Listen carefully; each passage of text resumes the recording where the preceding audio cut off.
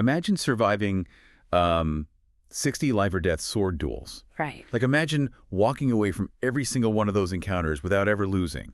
And then, imagine turning 50 years old, looking back at a lifetime of just unimaginable bloody triumph and quietly admitting to yourself, I actually had no idea what I was doing. It's a staggering level of self-awareness. I mean, it completely shatters the myth of the flawless mystical warrior that we've built up in popular culture. It really does.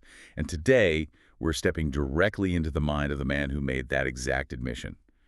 We are taking a really meticulous step-by-step journey through a text that has achieved just absolute legendary status.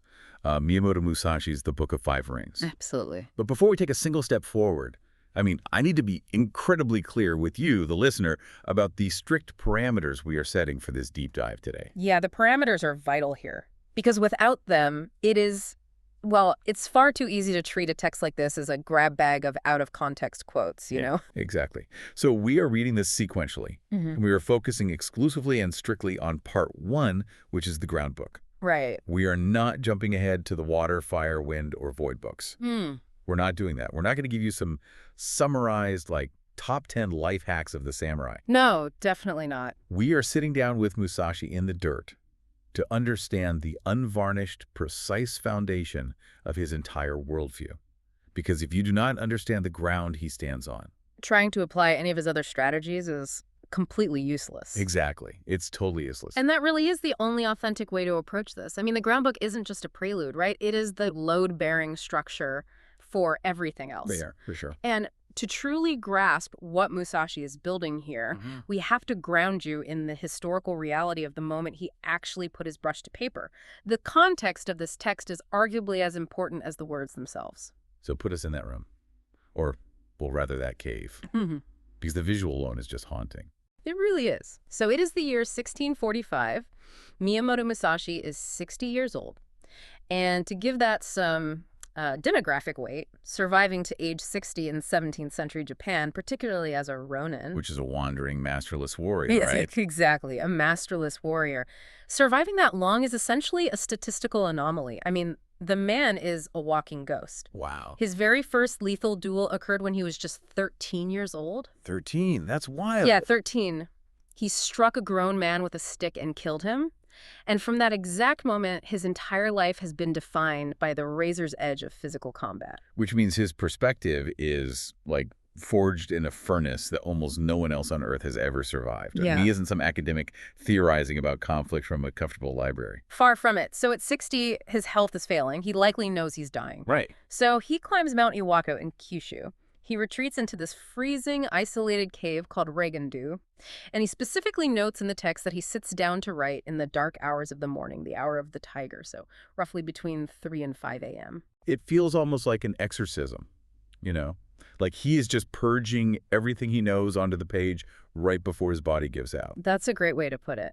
And what is genuinely shocking is what he explicitly rejects before he even begins outlining his strategy. Oh, this part is fascinating. He writes, "To write this book, I did not use the law of Buddha or the teachings of Confucius, neither old war chronicles nor books on martial tactics." I love that line so much because it's just so defiant. It's like a modern CEO sitting down to write a business book and starting with, I didn't consult a single Harvard Business Review case study. I didn't read any management gurus, and I'm not using any corporate frameworks. Exactly. Musashi is just completely stripping away all the philosophical safety nets. He is isolating the raw data of his own survival. I mean, religion, philosophy, tradition, those all offer these comforting narratives. Buddhism might tell you how to accept death. Right. Confucianism might tell you how to act within a social hierarchy, but Musashi realizes that none of those systems actually keep the blade away from your throat in a muddy field. Yeah, they don't save you. No. He is demanding that we look at the unclouded, brutal reality of what actually works. And that brutal reality, it brings us to the admission I mentioned at the very beginning of our deep dive. The passage that just absolutely stopped me in my tracks when I first read it. Yeah, the realization at 30. Right. Because Musashi recounts his early life with this chilling matter-of-factness. He strikes down a strategist at 13, another at 16. By 21, he goes to the capital and fights all manner of experts, never losing once. It's an unbelievable streak. He travels from province to province, racking up 60 life-or-death encounters by the time he's 28 or 29. An undefeated record in lethal combat over a decade and a half. It is a terrifying resume. It is. And you would think a guy with that track record walks around feeling like a living god. But then he hits us with this line. When I reach 30, I look back on my past. The previous victories were not due to my having mastered strategy. It's so profound. He actually writes off those 60 victories. He says maybe he had some natural ability, or maybe it was just the order of heaven, or maybe the other schools were just weak. He doesn't actually grasp the true way of strategy until he turns 50. Let's pull back and really look at the mechanics of what he's saying there, because the level of ego death required to make that assessment is staggering. Seriously. Most people, if they succeed at something difficult 2 or 3 times, they instantly attribute it to their own genius. Well, for sure. I'm a natural. Exactly. But Musashi survives 60 encounters where a fraction of an inch means his head gets severed, and he has the cold objectivity to say, I was just lucky, I was just faster. It fundamentally changes how we view success. I mean, he's drawing this massive, uncrossable line between raw talent and actual mastery. Talent kept him alive, but he realized talent has an expiration date. It always does. Yeah. Always. If you rely on being faster, stronger, or just possessing some ferocious instinct, you will inevitably age. You will slow down. Or, you will meet someone who is naturally faster and stronger than you. If your only strategy is your inherent physical gifts, your strategy will eventually fail. That makes total sense. So true mastery, which he spends 20 years searching for between the ages of 30 and 50, is about understanding the fundamental, repeatable principles of why you win, regardless of how you feel on any given day. And that search for the why leads him to formally define what the way of the warrior actually is. Yeah. Because he is incredibly careful here to distinguish what a strategist does from what other brave people do. Yes. He points out that priests, women, peasants, and lower folk have all been known to resolutely accept death if they die for duty or to avoid shame. And this is a crucial distinction that completely upends the Hollywood stereotype of the samurai. It totally does. Because the resolute acceptance of death is almost always the focal point when modern people discuss warrior cultures. We always focus on the willingness to die. We romanticize it. We picture the stoic poet writing a haiku beneath the cherry blossoms, completely serene as he prepares to sacrifice himself for his lord. Right, the beautiful tragedy. But Musashi looks at that and essentially says, that's not strategy. That's just dying. He strips a romance entirely out of the equation. He says the warrior is different because studying the way of strategy is based specifically on overcoming men. Mere martyrdom is not strategy. Right. Bravery, while necessary, is not a strategy. Strategy is the calculated pursuit of victory, either in a one-on-one duel or in a massive battle, to attain power and fame.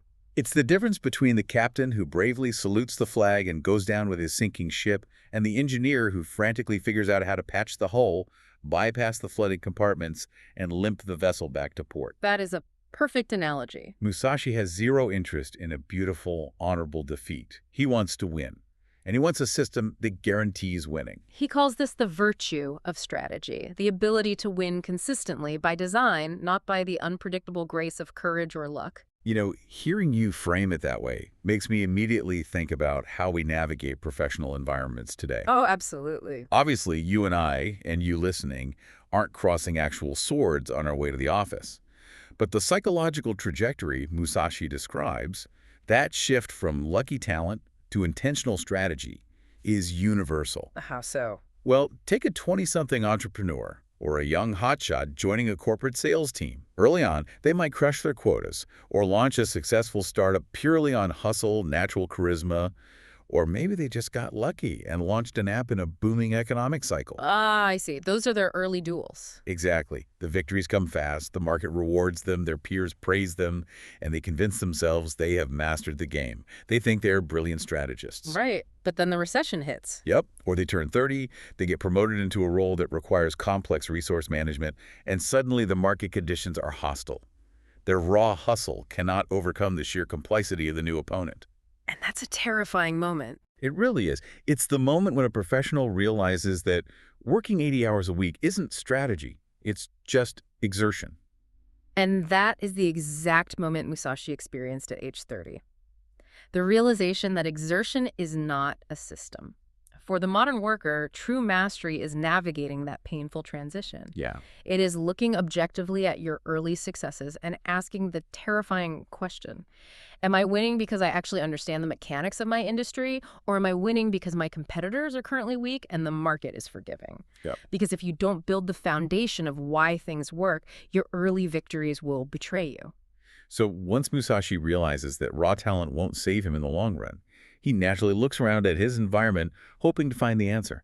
He looks at the established martial arts schools of his day, the people who are supposed to be the experts. Right.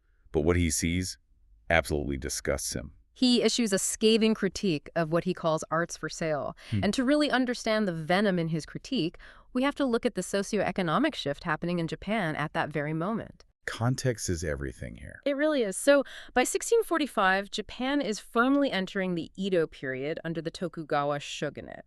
After centuries of brutal, non-stop civil war, the country is finally experiencing relative peace. Which is great for the country, but bad for soldiers. Exactly. The samurai as a class are facing an existential crisis. The battlefields have dried up. So how does a warrior make a living? Right. What do? They open dojos. They start teaching sword fighting to the sons of nobles and wealthy merchants. And when you start teaching for profit, the curriculum inevitably changes to please the paying customer. Precisely. Musashi writes, if we look at the world, we see arts for sale. Men use equipment to sell their own selves. The dojos begin competing for students. And to attract those students, they have to make the sword fighting look appealing, complex, and highly aesthetic. They need to make it look cool. Right. They invent elaborate stances and secret mystical techniques. They color the art to make it sellable. Which leads him to what I consider one of the most powerful metaphors in the entire ground book. The flower and the nut. Yes. He says, as if, with the nut and the flower, the nut has become less than the flower. In this kind of way of strategy, both those teaching and those learning the way are concerned with coloring and showing off their technique, trying to hasten the bloom of the flower. It's brilliant. He is drawing a hard, undeniable line between substance and aesthetic. Yeah. The nut is the lethal effectiveness, the core utility, the brutal reality of the art. The flower is the flourishing of the sword, the decorative uniforms, the choreographed movements that look incredibly impressive in a safe dojo, but have absolutely no utility in a real fight. Not at all. He is watching the aesthetic completely consume the function. And he follows up that metaphor with a line that honestly should be written on a whiteboard in every startup and corporate boardroom in the world. He says, immature strategy is the cause of grief. Because in Musashi's world, the grief he is referring to isn't losing market share. The grief is death. If you buy into the flower, if you spend 10 years learning a beautiful, highly complex sword dance in a dojo where no one actually tries to kill you, and then you walk out into the street and face a man who only cares about the nut, the raw mechanics of cutting you down, your aesthetic will get you slaughtered. You're just gone. Pretending you know what you are doing when the stakes are absolute is the definition of immature strategy. I see this exact dynamic constantly in modern industries. I mean, it happens the moment a highly practical tool or discipline gets comfortable and successful. Oh, absolutely. Like the evolution of the Jeep. Okay, I like this. Right. The original military Jeep from the 1940s was built for pure utility. It was stripped down, uncomfortable, lacked doors, but it could navigate a bombed-out European landscape and survive. It was all nut, absolutely no flower. Function over form. Exactly. But look at what happens over decades of peace and commercialization. Today, people buy pristine $100,000 luxury SUVs with heated massage seats, ambient lighting, and 20-inch rims, just to look incredibly tough in the parking lot of a Whole Foods. That's so true. The vehicle still has the shape of a rugged tool, but the flower has completely overtaken the nut. Yeah. If you took that luxury SUV into a real combat zone, it would be destroyed in 5 minutes. The translation to the corporate world is even more direct and honestly more damaging. Think about how much modern work is purely focused on the flower. Oh, man. So much of it. The flower is the perfectly formatted slide deck with the right color gradients.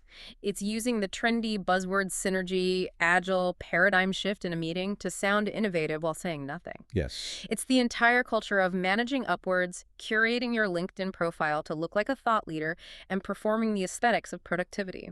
It's the influencer economy applied to the desk job. You see teams spending weeks optimizing the internal communication platform instead of fixing the actual product bugs that customers are actively complaining about. And that is immature strategy. The nut is doing the quiet, unglamorous work of actually solving the core problem. It is generating tangible revenue, shipping the functional product, and fixing the broken supply chain. Right. Today, the grief Musashi warns about doesn't manifest as a sword strike, but it manifests as colossal corporate collapses. Yeah. It's the startup that burns through $50 million in venture capital on incredible branding, launch parties, and gorgeous offices, only to realize too late that their actual software doesn't work. The flower bloomed, but there was no nut to sustain it, and the resulting grief is massive layoffs and ruined careers. Musashi is practically grabbing the reader by the collar here, begging us to ignore the flash and relentlessly focus on the substance. He really is. And to explain exactly how to organize that substance, he introduces a massive analogy that honestly threw me for a loop. The carpenter. Yeah, because you expect a legendary manual on sword fighting to be filled with metaphors about tigers, dragons, roaring rivers, and wind. Instead, Musashi dedicates a massive portion of the groundbook to giving us a 17th century masterclass in construction management. He compares the way of strategy to four distinct ways of life: the farmer, the merchant, the gentleman warrior, and the artisan. And he zeroes in with incredible intensity on the artisan, specifically the carpenter. It's such a grounded, dirty hands metaphor. Yeah. He compares the military commander to a foreman carpenter and the troops, or the tools of strategy, to the lumber and the tradesman. And he goes into agonizing, meticulous detail about the selection of wood. This is where we see the true depth of his pragmatic mind. I mean, he isn't just a man who knows how to swing a sword. He is a master organizer of resources. Right. Listen to how he breaks down the materials. He says the foreman must choose the timber carefully based on its inherent properties. Straight, unknotted timber of good appearance is selected for the revealed pillars, the parts of the house that everyone will actually look at. But then he says straight timber with small defects is used for the inner pillars, the load-bearing parts hidden inside the walls when no one cares what they look like as long as they are strong. Exactly. He continues analyzing. Timber of the finest appearance, even if it is inherently a little weak, is used for the thresholds, lintels, doors, and sliding doors, places that require aesthetic appeal but bear very little structural weight. Makes sense. And then he notes that good, strong timber, even if it is gnarled, twisted, and knotted, must still be used discreetly in the construction where absolute strength is required. And here is the part that sounds incredibly harsh to a modern ear. The firewood. Yes. He concludes by saying that timber, which is weak or knotted throughout, the stuff that looks bad and has no strength, should be used as scaffolding and later simply used for firewood. Right. When I first read that firewood line, it felt ruthless. It feels like he's advocating for just throwing people away. It does sound ruthless if we map our modern, highly individualized sensibilities onto it. But we have to view this through Musashi's lens of pure structural integrity, not malice. Okay, unpack this for me. Well, the foreman isn't burning the weak wood out of cruelty. He is acknowledging the absolute, unchangeable reality of the material. If you take that pretty but weak piece of wood and you use it for an inner load-bearing pillar, the house will look beautiful right up until the moment the roof collapses and crushes everyone inside. And if you use the incredibly strong but ugly gnarled wood to make the front door, the structural integrity is fine, but the house looks terrible, and you've wasted incredible load-bearing potential on a cosmetic feature. Exactly. It is an analogy of ultimate unsentimental utility. A master strategist does not magically procure perfect materials. They look at the deeply flawed materials they actually have, recognize their inherent nature, and deploy them where they will not fail. And he makes this connection explicit by extending the wood metaphor to the human workers on the site. He writes that the foreman allots his men work strictly according to their ability. Yes. He says the highly skilled lay the floors and make the sliding doors. Those of poor ability lay the floor joists. And those of even lesser ability are relegated to carving wedges. But the crucial philosophical anchor for this entire section comes right after that breakdown. He states that the foreman must know the morale of his men, encourage them, and above all, ask nothing unreasonable. Ask nothing unreasonable. That phrase changes the entire tone from tyranny to profound leadership. It is the linchpin of the carpenter metaphor. A terrible manager demands that a wedge carver suddenly engineer a complex roof. Right. A terrible manager demands that a fragile piece of pine hold up a ton of slate. That is asking something unreasonable, and it guarantees catastrophic failure.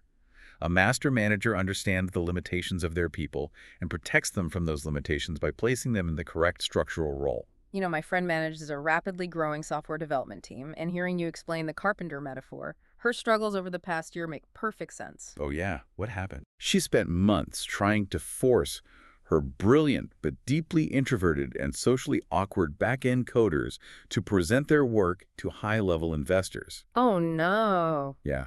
She wanted them to be charismatic. They were miserable, the presentations were awkward, and the investors lost confidence. She was literally asking the strong, gnarled internal wood to act as the beautiful front door. She was asking something deeply unreasonable. That is the perfect modern parallel. A great leader today doesn't sit around complaining that they don't have a team of flawless, straight timber employees who are perfect at coding, perfect at public speaking, and perfect at project management. Right, because those mythical employees do not exist. They don't. You assess the flawed, uneven team you actually have with cold, clear-eyed realism. You look for their specific utility. Precisely. You take your highly presentable, highly charismatic employee who might actually be a bit technically weak, that is your pretty but weak timber, and you put them entirely in client relations. Makes total sense. You put them on the thresholds where appearance and charm matter most. You take your gruff, difficult, but brilliant coder, and you leave them in the back end to build the load-bearing pillars of the software. You don't ask the coder to schmooze at a gala, and you don't ask the charismatic salesperson to debug the server. Right. If a manager aligns natural properties with structural needs, Musashi says, the finished work will be good. It takes all the emotion, all the frustration of trying to change people out of the equation. It focuses purely on deploying reality as it is.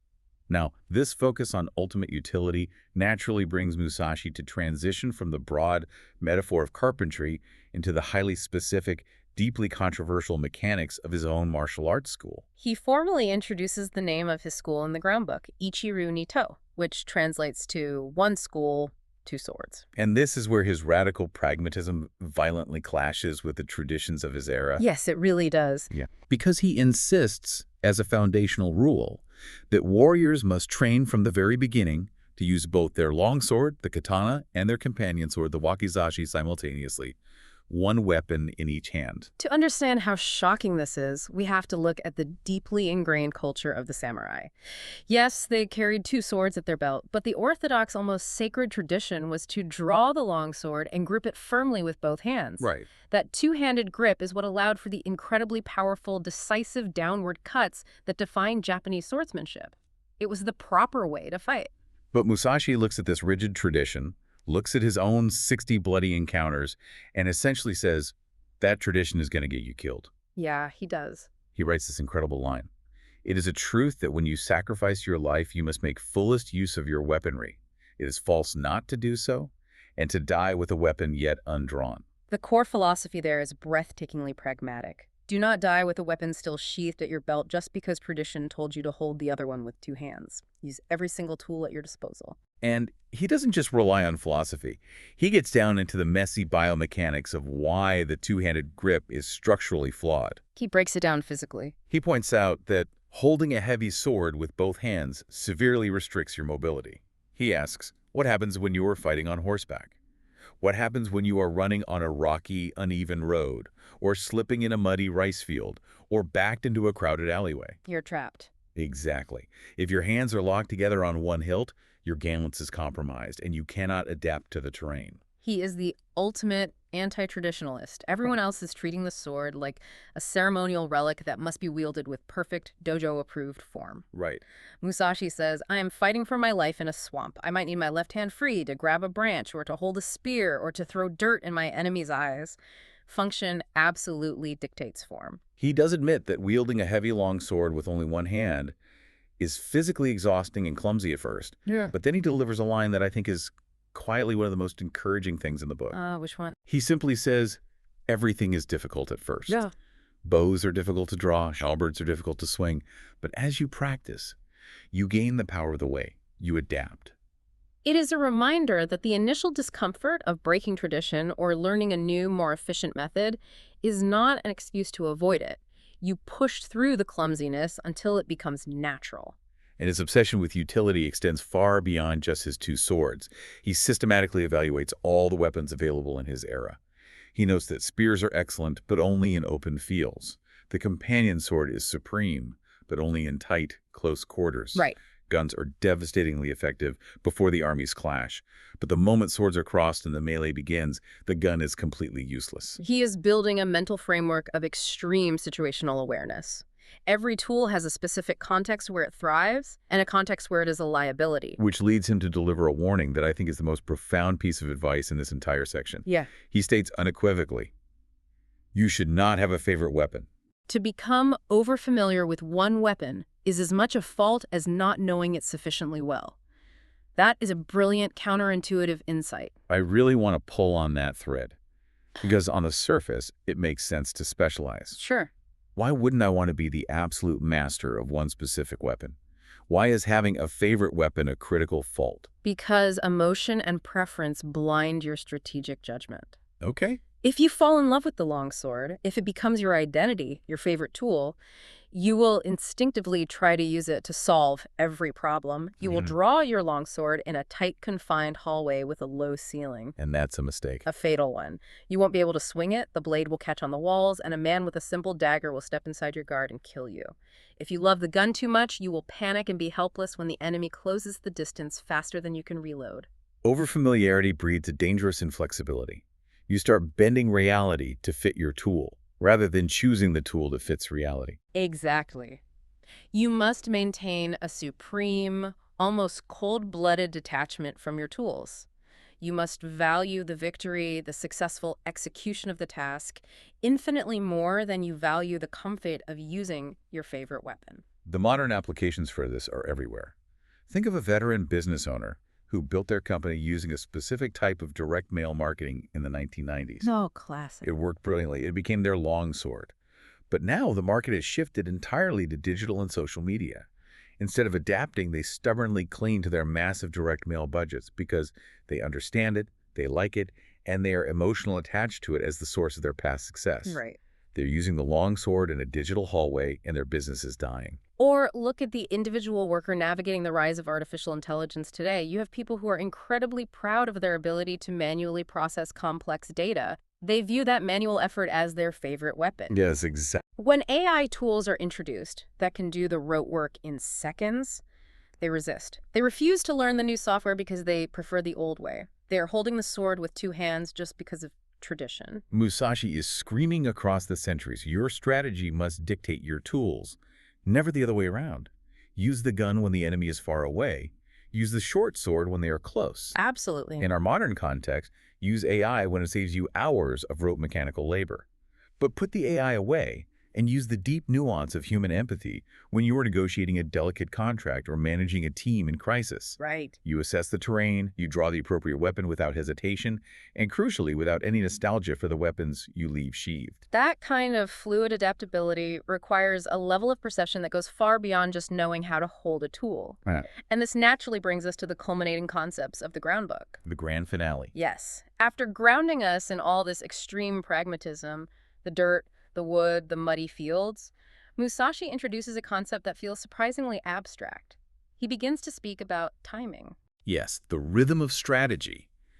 But he is very careful to emphasize that he doesn't just mean the timing of when to parry a sword strike. He expands this concept to encompass the entire universe of human activity. He insists there is timing in everything. He says there is timing in dancing and in pipe or string music. That makes sense to us. Music is built on rhythm. But then he says something that feels entirely out of place for a master swordsman. Right. He writes that there is timing in the way of the merchant, in the rise and fall of capital. Why does a wandering Ronin who lived in caves and survived by butchering people care about the economic fluctuations of a merchant's bank account? Because Musashi is revealing the ultimate depth of what true strategy is. Strategy is not the swinging of the sword. Strategy is the deep comprehension of the invisible underlying mechanics of the world around you. Everything has a rhythm of growth, peak, and decay. He writes that you must find the relevant timing by first seeing the distance timing and the background timing. Background timing is the master key here. It means understanding the broader context in which an event is happening. Okay, unpack that. You can have perfect technique with a sword, perfect distance timing, but if you draw that sword against an opponent when the sun is shining directly in your eyes, or when you are standing on loose gravel, or when his allies are silently surrounding you, your perfect technique is useless. Ah, I see. The background timing is against you. Is the situation ripening for action or is it decaying? Are the conditions favorable or are they turning? To lock in this level of hyper-awareness, Musashi concludes the ground book by laying down a set of broad principles.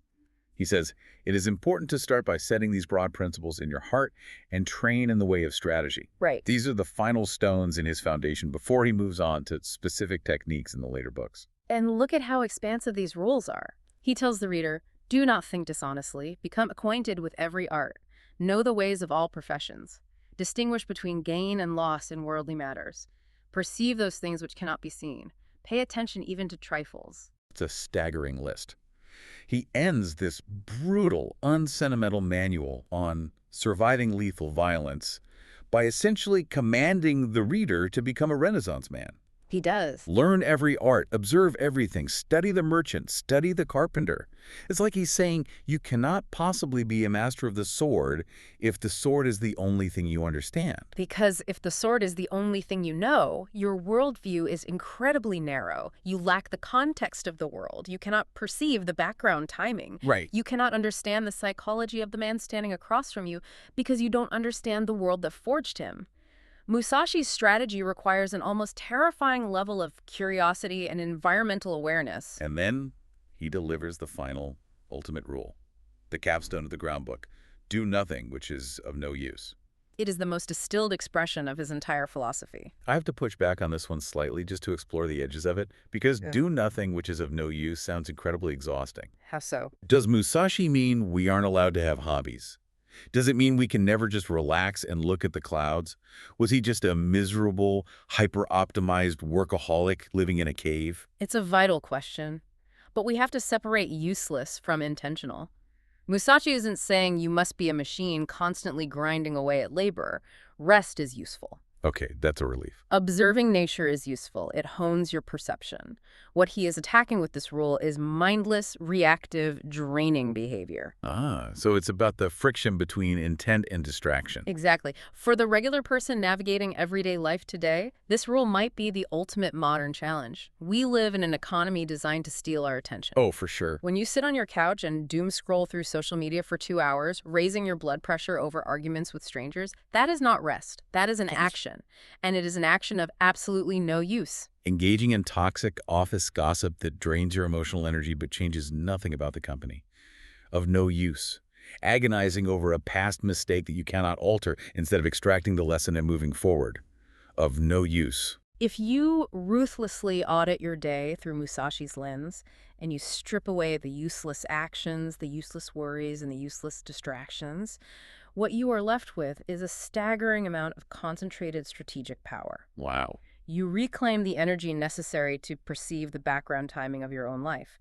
You realize when the timing is right to ask for a promotion, or when the timing dictates you should quietly walk away from a decaying relationship. It requires us to look at the world differently, to look past the surface level of everything we interact with. To summarize our intense journey through the ground book, the foundation Musashi has built here is not what we expected. It is not based on anger or violence or even traditional martial arts forms. No, it's not. The ground he stands on is built entirely on hyper-awareness, supreme utility, the cold-blooded adaptability of using the right tool without emotion, and a relentless, unforgiving focus on the nut of reality over the flower of appearance. You cannot win the fight, you cannot build the house, and you cannot master your profession until you understand the raw materials you are working with. Musashi's ground is brutally, beautifully pragmatic. As we conclude this deep dive into the foundation of his philosophy, I want to leave you, the listener, with a final thought to ponder. Early in the text, Musashi states a principle that silently echoes through every single page. From one thing, know 10,000 things. For one thing, know 10,000 things. It implies that the underlying rhythm of the universe is contained in the smallest action if you know how to look for it. Precisely. So my question to you is this. If you were to apply Musashi's level of intense, unclouded observation to just one mundane task in your life tomorrow, whether it's writing an email, cooking a meal, or having a difficult conversation, treating it not as a mindless chore, but as a deliberate practice of strategy and utility, How quickly would you start seeing the hidden underlying rhythm of the rest of the world?